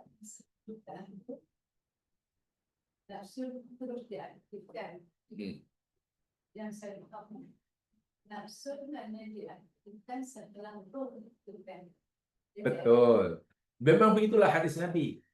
Tadi saya kata tadi, oke, ketika apa namanya jasad kita dicipta oleh Allah, sentak pada masa sama jiwa kita pun dicipta oleh Allah dalam jangka masa tertentu dalam hadis Nabi, yakni 3 kali 40 hari. 3 kali 40 hari. Kalau istilah hadisnya 34 hari. Kalau bahasa Melayu yang orang awam 120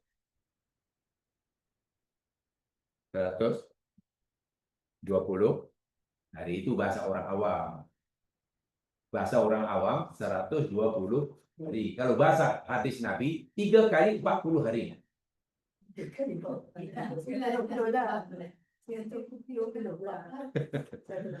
Jadi tolong biasakan memahami bahasa-bahasa hadis. Bahasa diplomat lain. Oke, kalau bahasa diplomat, orang ini tidak dikendaki oleh negara ini. Ia mesti balik di persona non grata. Betul kan? Dia mesti meninggalkan negara ini, yakni dalam masa 2 kali 24 jam. Jadi itu bahasa diplomat. Bahasa kita 2 kali 24 jam. Mana 2? 2 hari kan? 48 jam kan? Tapi kalau 2 hari, mula bila menghitungnya? Coba. Kamu mesti tinggalkan ini dalam masa 2 hari. 2 hari itu bermula bila? Kalau kita keluarkan 2 persaudaraan. Susah. Tapi kalau 2 kali 24 jam, bermula pada ia dikeluarkan. Kalau pagi, kalau dia kata itu petang, boleh petang itu. Tapi kalau 2 hari, coba bermula bila. Jadi bahasa itu memang tidak. Tapi mungkin karena kita kurang biasa menggunakan istilah macam ini. Kalau istilah Nabi sebenarnya bukan 100, 3 kali 40 hari. Allah perintahkan malaikat untuk menyampaikan roh sehingga berfungsi. Ketika jiwa sudah berfungsi, sebenarnya badan kita belum fungsi, jasad belum fungsi. Mata belum melihat, belum dapat melihat. Iya, hidung belum boleh apa? Menghidu. Itu maksud saya tadi. Jadi ketika jiwa sudah diaktifkan karena sudah boleh diambil kerannya ini, sebenarnya jasad kita masih boleh kata masih sangat apa ya? Ya, lemah. Belum semua. Mungkin kepala kita pun masih sangat terlalu besar. Ada ekor pula tuh. Mata pun mungkin belum. Itu maksudnya. Betul, memang sudah aktif. Jadi jiwa ini sudah diaktifkan Allah daripada awal lagi. Bukan menunggu lahir baru aktif, tidak. Berbeza dengan jasad kita. Jasad kita aktif sepenuhnya bila lahir. Betul kan? Jantung bersendiri, paru-paru, hidung. Kan terlahir kan? Semasa dalam rahim ibu, belum berfungsi jangan. Mata belum dapat melihat. Semua bergantung pada ibunya. Lambat. Itu pun ada yang sangat lambat. Untuk boleh berjalan, berapa lama? Untuk boleh bercakap? Untuk boleh melompat? Wih, lama jasad kita lama. Jadi, maksud ayat ini, mana setiap kita ini diambil sumpah oleh Allah itu tidak dalam masa yang serentak. Yakni karena diambil ketika ia masih dalam. Kalau ikut pada pertama, tak macam itu. Sebelum kita lahir, nyawa sudah ada. Nyawa pelan-pelan ronggok satu alam. Lalu tunggu. Nyawa pertama, kalau jasadnya sudah ada, masuk lahir. Fase kedua, sekarang ini masih banyak nyawa di alam roh yang menunggu giliran untuk itu. Maksud saya apa dasar alasannya apa itu? Itu bukan berdasarkan dalil, itu persepsi. Ya, nah, itu bahasa kita. Roh itu yang dipilih Allah. Roh itu apa? Roh itu sendiri pun kita tak tahu apa. Betul kan? Dalam Quran, Nabi pun tak tahu apa itu roh. Karena itu rahasia. Lagi pula semua kalimat roh yang bermakna nyawa dalam Quran semua diisbatkan Allah. Roh aku, roh dia, roh kamu. Allah tak pernah kata roh Muhammad, roh Ali, arwah hukum, tak ada. Yang ada bahasa Melayu. Quran tak kata roh mereka, tak ada. Tapi kok bahasa Melayu ada arwah mereka ni. Itu bahasa Melayu. Sebab itu kalau kita memahami Al-Quran dengan bahasa Melayu, pasti lari. Sehingga kita ada istilah alam roh dana, mereka roh dia. Translation, Ustaz. Ya. Translation. Dan itu bukan translation, itu pemahaman tak tahu dari mana asalnya. Tapi minta maaf ya, dulu masa belajar, kajian secara ilmiah ini, so ini tidak mudah, ini sangat panjang untuk penjelasan masa kuliah, masih belajar. Bahasa itu mengandaikan, karena belum buat kajian. Saya berandaikan, tapi boleh jadi. Kalaupun tak salah 100%, kalaupun tak benar 100%, tapi tak juga salah 100%. Karena kita ini sebelum Muslim, pasnya di Indonesia itu Hindu. Kan agama Hindu lebih. Dan agama Hindu yang percaya tentang roh itu seperti itu. Roh itu ada tempat khas di, ya macam kita di alam nyata, roh di alam yang lain begitulah. Betul nanti pergi ke alam lain lalu boleh pindah randah, bahkan boleh. Jadi kepercayaan Hindu yang seperti itu begitu kuat difahami oleh orang waktu sebelum menerima Islam. Bila dah masuk Islam, mungkin belajarnya tidak itu, jadi masih ada. Saya tak tahu. Iya, sampai sekarang di Indonesia masih banyak orang-orang Jawa yang di kampung-kampung masih percaya roh nenek moyang balik. Sini pun juga. Dan itu pun tidak mudah sekali kalau tidak belajar Quran, itu susah. Dianggap nanti kita menyalahi pahaman mereka, paham yang salah tuh.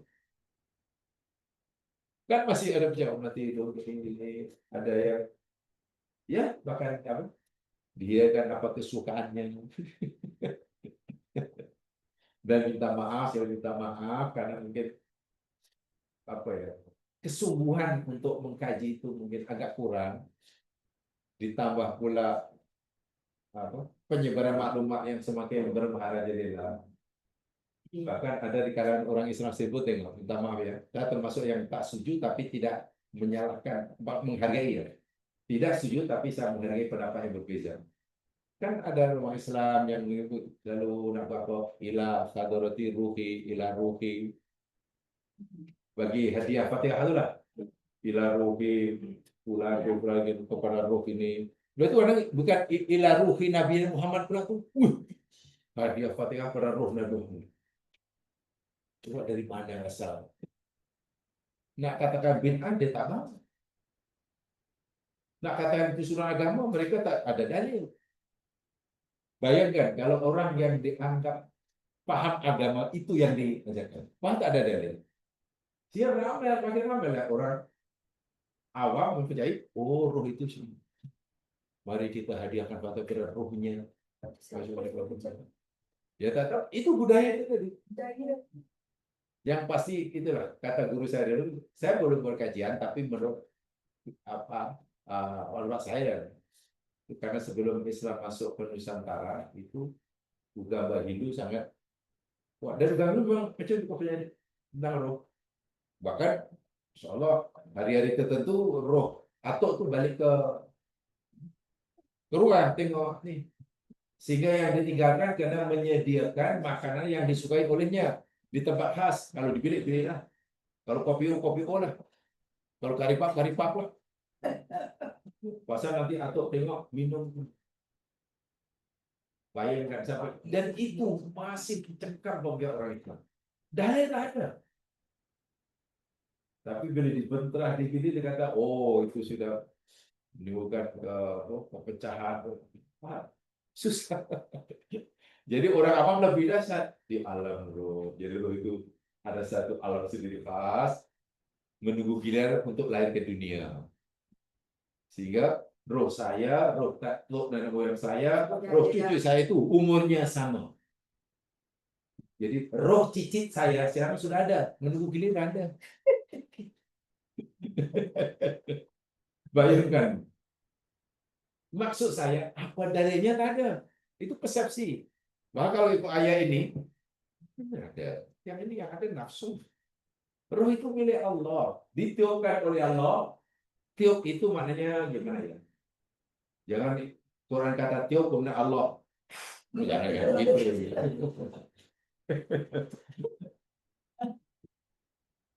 Bahasa yang kita tak punya kalimat yang tepat bisa gitu ya.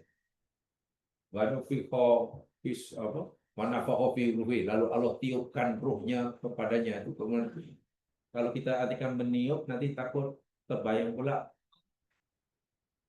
Yo.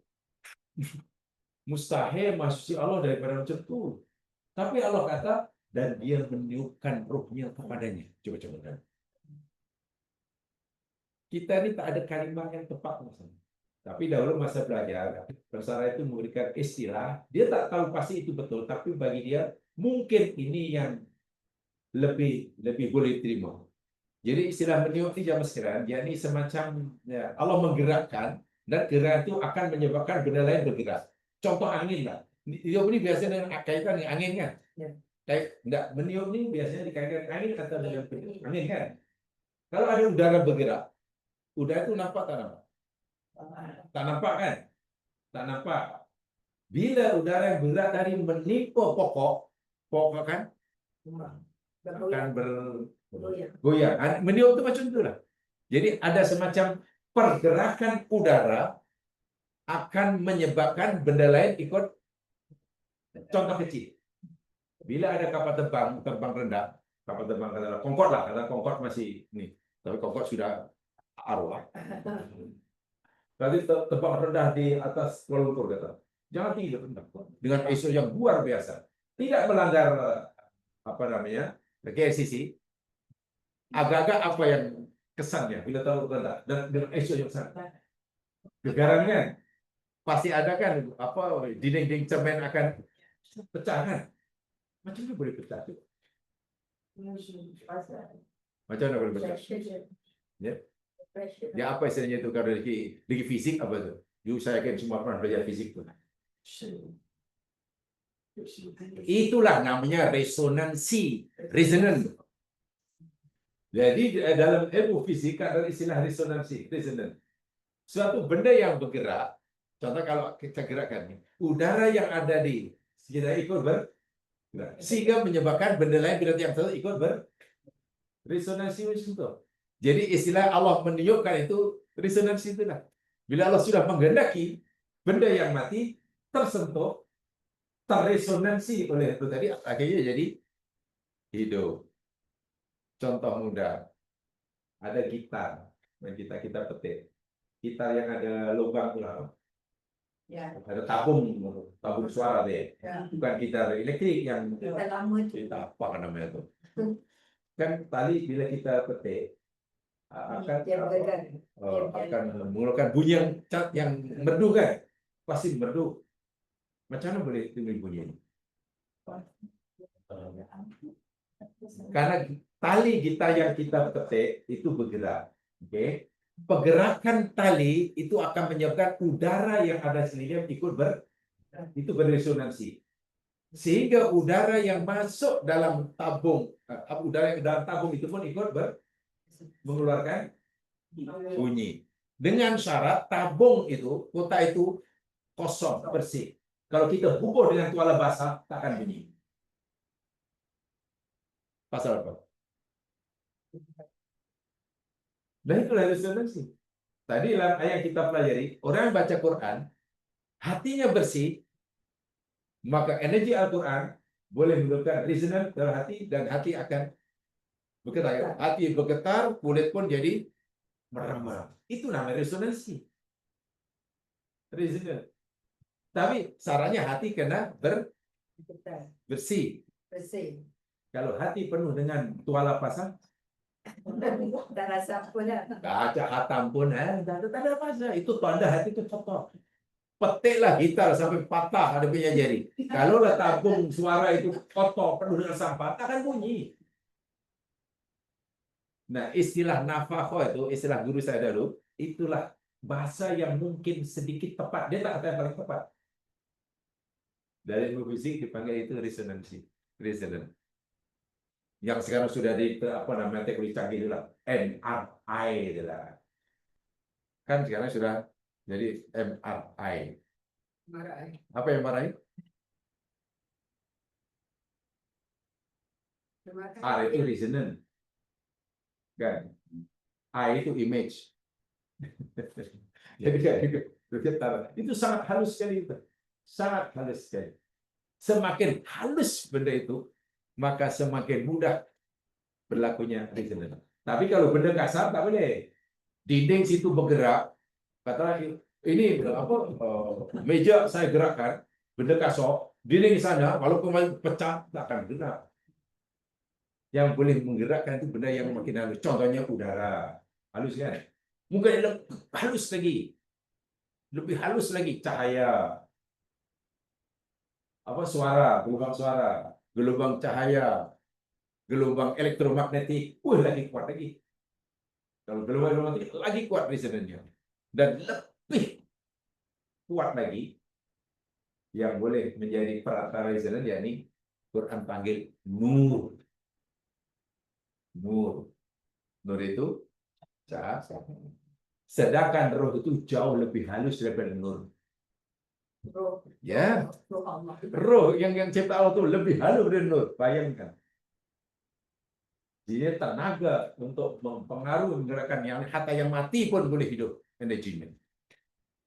Itu sebenarnya yang kata pasal saya boleh katakan yang lebih boleh diterima daripada meniup. Ya, kita main saraf ini tiup, tiup. Ada bangkai mati, kalau tiup hidup. Sehingga ramai orang bomoh-bomoh ikut-ikutan. Hidup. Susah ya misalnya, memang itu tidak mudah. Caranya kita kaji Al-Quran, insya Allah adalah maklumat-maklumat. Paling tidak inilah, kita berusaha untuk mencari pemahaman makna yang al-aqrab ila sahih istilahnya. Paling dekat. Yang paling dekat pada yang benar, bukan yang kita yang paling benar kita tak mampu, tak tahu. Paling dekat benar. Gitu. Sebab kalau pahaman alam roh, sumana kubur dada itu persepsi aja. Tak ada dalilnya. Tapi kalau kita bantah, pasti mereka akan marah. Itu nama-nama ini pendapat orang ramai.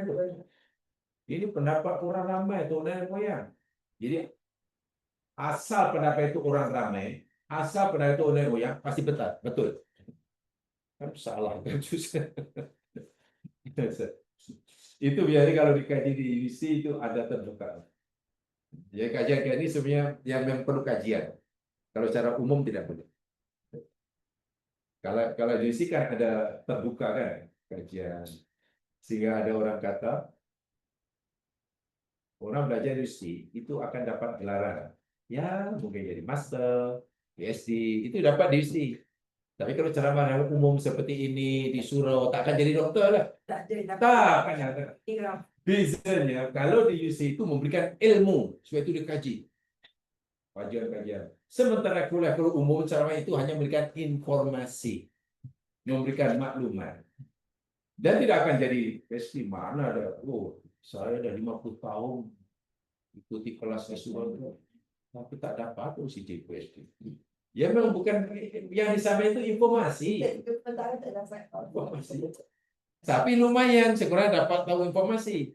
Kalau nak dapat ilmu bukan kajian, ya di sekolah. Buat kajian, buat riset. Itu nanti baru dapat. Sebab itu lain. Hasilnya pasti berbeza. Hasilnya. Tapi kan tidak mungkin kan mengajar masyarakat semua ala Yunisi kan. Tidak mungkin. Malah lari nanti. Malah lari. Soal ya, jadi saya tadi hanya ingin menjelaskan ini. Keistimewaan seseorang, termasuk perempuan yang kita pelajari, penilaian Allah letaknya pada nafsunya. Jadi kalau kita nak tengok tentang fisikalnya, ya kita Quran pun tak cerita, Nabi pun tidak menonjolkan fisikalnya. Nabi begitu mencintai Khadijah, bukan karena fisikalnya. Dan si umur kalah dengan Aisyah. Daripada para serupa mungkin kalah dengan Sofia binti Huyai. Tapi kenapa begitu istimewa? Karena Jadi kalau jiwa itu sudah cemerlang, tubuh badan istilahnya minta maaf secacat apapun. Tapi kalau tubuh badan seelok mana pun, kalau jiwanya kotor, ya berlaku. Takut serupa dengan bohongnya kita. Ya, Jiwa itu kenapa orang yang jiwa yang baik dan selain tinggal adakah sudah terbina di situ? Ini masa jiwa saat penciptaan jiwa. Allah Subhanahu wa Ta'ala mengatakan pada kita bahwa jiwa itu Allah berikan bekalan bakat untuk jahat pun ada, bakat untuk baik pun ada. Kemudian Allah perintahkan besar untuk membina mana yang hendak dikembangkan. Kalau orang mengembangkan bakat jahatnya, jadi jahat kan? Jadi Abu Jahal namanya. Yang mengembangkan potensial baiknya, jadi Abu Bakar. Jadi bukan hanya Allah jadikan Abu Bakar jadi baik, itu bukan Allah tetapkan jadi baik seperti main robot. Gitu. Kita ada pilihan Itu usaha kita. masing-masing. Jadi pembentukan kepribadian adalah daripada sendiri. Iya. Kalau Allah ciptakan kita jadi robot, orang tidak akan masuk surga walaupun baik. Contohnya malaikat. Malaikat ini baik, tak ada yang jahat, tapi tak layak masuk surga. Apa Ustaz? Apa Ustaz? Dia tak ada. Pasal dia baik bukan usaha dia. Kan? Malaikat baik karena Allah sudah setkan menjadi baik. Jadi kenapa diberi pahala? Bagi rimau yang makan mangsa anak sendiri itu jahat ke baik? Rimau mangsa jahatnya, ada anak kancil elo-elo nyaknya. Itu kira rimau jahat itu soleh. Jahat kan? Jahat. Nanti masuk neraka tidak? Tak ada yang berpilihan dia. Hidup mereka berikan fitrah insting. Sebab itu surga neraka Allah hanya sediakan untuk manusia dan jin. Pasal apa? Pasal apa? Manusia ada pilihan. Nak pilih jadi baik pun Allah beri. Nak pilih jadi jahat pun. Jadi itu pilihan kita. Karena kita diberi pilihan itulah kita berhak mendapatkan balasan. Malaikat sebaik manapun tak ada surga. Jadi tak perlu ini jadi malaikat. Tapi kalau nanti di akhirat di surga ramai malaikat, itu bukan karena mereka ahli surga, berkhidmat. Jadi pelayan. Di neraka pun ramai banyak malaikat. Iya, di neraka tuh banyak malaikat. Tapi bukan disiksa. Di neraka bukan disiksa, tapi karena bertugas. Jadi malaikat tak pernah cuti. Di dunia pun bekerja, di akhirat bekerja. Tak pernah pencet. Yang senang manusia. Hanya disuruh bekerja 60 tahun, 70 tahun di dunia kan. 50 tahun. Bila kerjanya betul, masuk surga kekal. Tak untung macam jadi manusia. Tapi yang paling celaka pun manusia juga. Disuruh bekerja hanya 40 tahun tapi jahat. Di akhirat neraka kekal. Salah sendiri. Manusia makhluk yang paling pelik. Paling pelik. Binatang tak ada surga, tak ada neraka. Malaikat pun tak ada surga. Jin macam kita. Jin. Ya, jin kita. Sebab jin oleh Allah, Allah aku tak ciptakan jin dan manusia, mereka hanya untuk beribadah. Bahkan penghulu neraka yaitu di kalangan jin namanya iblis. Iblis itu kan penghulu neraka. Tapi agak-agak jadi penghulu jadi ketuanya ataupun agak iblis ini disiksa paling dasar atau macam mana? Masa kan paling jahat kan? Siapa agaknya yang paling keras, paling dasar sekali siksa di neraka?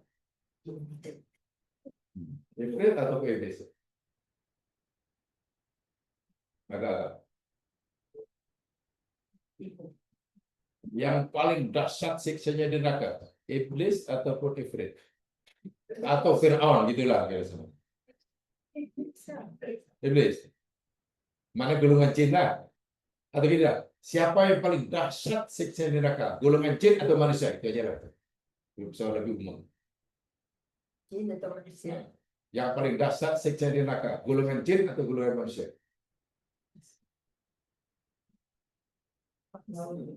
Mana dari golongan manusia atau dari golongan jin? Dua-dua. Yang paling mesti satu. Manusia.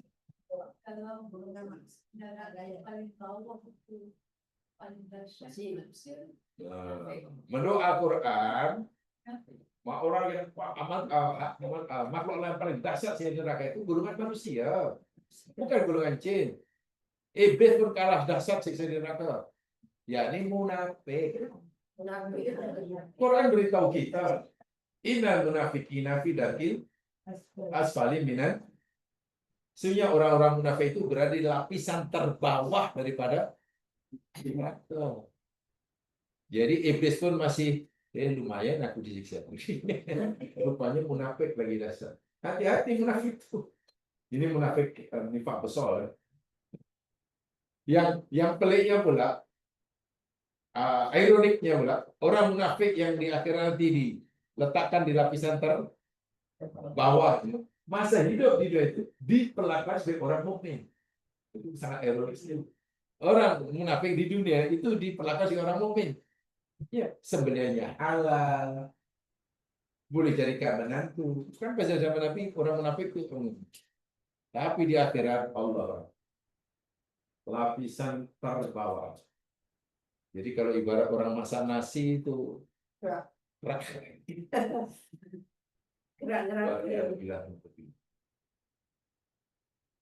dan orang munafik pun karena dijerumuskan oleh iblis. Tapi yang menjadi penghuni surga berada di derajat paling tinggi pun manusia juga. Ya. Yang berada di derajat paling tinggi di surga pun golongan manusia juga. Ya para nabi dan siddiqin kan di atas. Jadi manusia ini memang makhluk yang paling ekstrim. Yang ekstrim baik jadi surga paling tinggi, ekstrim jahat neraka paling. Boleh katakan manusia ini kalau ibarat dokter apa namanya general practice lah. General practice serba boleh. Kalau malaikat ibarat dokter spesialis. Ya. Kalau suruh cabut nyawa ya kali dia. Kemarau panjang pun tak kisah. Ngerti karena spesialis kan. Tapi manusia apa yang tak boleh buat? Amalan yang malaikat boleh buat, manusia pun boleh buat kan? Zikir, memuji Allah, boleh kan? Perbuatan yang iblis boleh buat, manusia pun boleh buat kan? Yang rimau buat pun manusia boleh buat. Manusia ini makhluk yang Multitask. ya, bukan multi bahasa saya dahulu panggil multi talenta. Multi talenta itu manusia. Iya. Dilorongkan jalannya ke neraka, dilorongkan surga. Multi talenta, bahaya.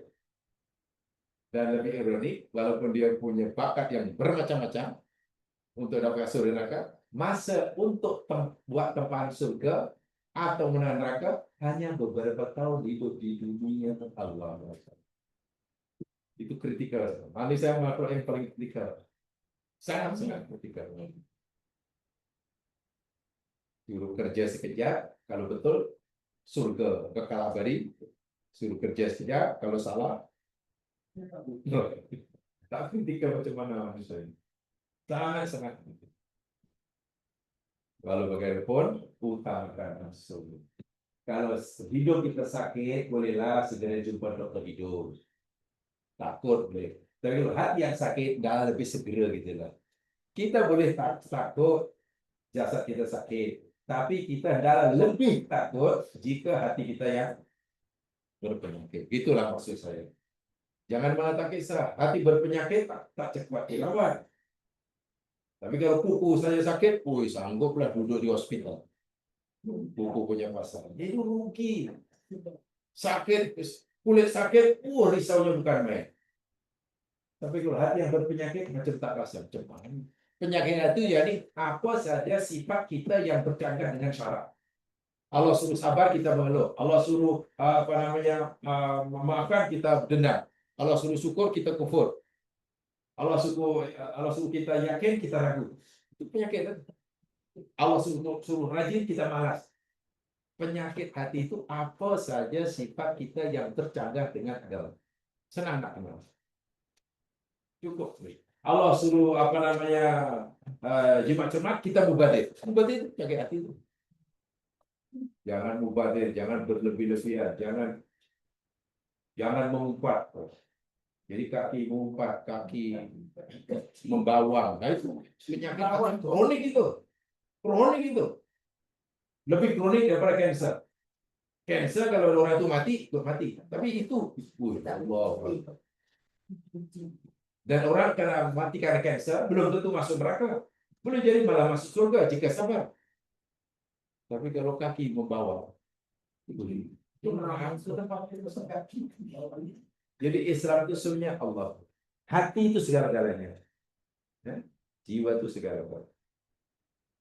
Mudah-mudahanlah keterangan tambahan ini dan ini bersifat umum bagi semua kita, hendaklah mengutamakan kelebihan, kesucian, kemuliaan, kebersihan dalam hadisnya sangat banyak, Qur'annya pun sangat banyak.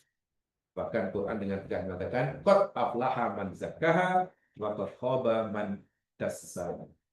Beruntunglah orang yang berjaya membersihkan jiwanya dan rugilah orang yang mengotori jiwanya. Itu jelas sekali.